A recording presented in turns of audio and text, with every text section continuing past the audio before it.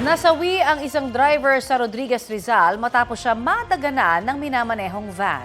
Ayon sa pulisya, gumulong ang van matapos makalimutan ng driver na hilahin ang handbrake nang bumaba siya para may silipin. Balita hatid ni EJ Gomez. Dead on the spot ang 51 anyos na lalaking ito matapos madaganan ng minamaneho niyang van. Ayon sa pulisya, tinatahak ng van ang barangay Mascap sa Rodriguez Rizal nang mangyari ang aksidente alas 2:30 ng madaling araw nitong linggo. Sakay ng van ang 13 pasahero na magkakamping sana sa Rodriguez. Habang nasa biyahe, may nadaanan daw na lubak ang van kaya't bumaba ang driver para i-check ang sasakyan. Medyo malulong at basa yung kalsada doon sa area.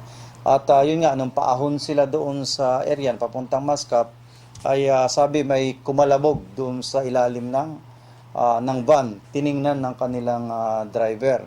Nakalimutan naman ng driver na mai-handbrake. So, nagtuloy-tuloy bumulusok yung van at nakaladkad siya, nadaganan siya dahil tumagilid yung van.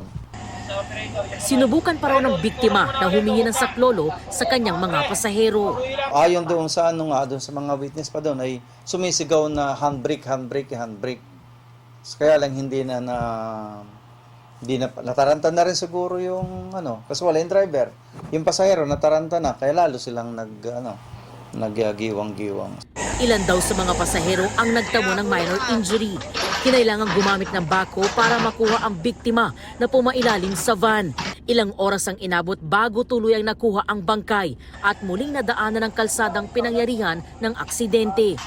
Sinusubukan pa ng GMA Integrated News na kuna ng pahayag ang kaanak ng nasawi na residente ng Dasmariñas, Cavite. EJ Gomez, nagbabalita para sa GMA Integrated News.